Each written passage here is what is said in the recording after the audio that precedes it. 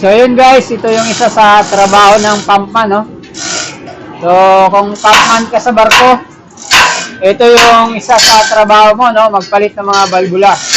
Medyo mahirap yan guys kasi yung pipe nakapix na, no? So fit na yan, kaya medyo mahirap yan. Mahirap magbaklas, mahirap din magkabit.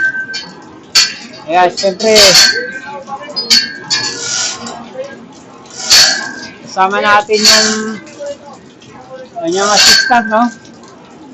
Ayan, ginawa natin sila ng tripod, no? Pero, yan. So, mabigat yan guys. Napakabigat yan. Para saan ba yan, te? Para saan ba yung balbula na yan? Foam line, the foam. Alright!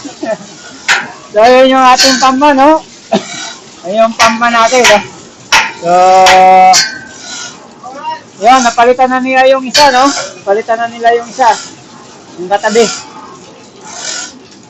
Siyempre, yung kanyang assistant. Ayan. Pre, obserbahan mo yan, ha? Baka bumigay yung isa. Ayan, mabigat kasi yan, eh. Mabigat yan. So yun guys, sa lahat ng mga gustong malaman ang trabaho ng pumpman sa barko, sundan nyo lang ako dito sa aking mga video, no? Dito sa aking YouTube channel at sa aking Facebook page. Dito sa Kuya Elmar Vlog at sa aking YouTube channel sa Creative TV by Kuya Elmar. Sa lukuyan tayong bumabiyahe, papunta tayo ng China, no?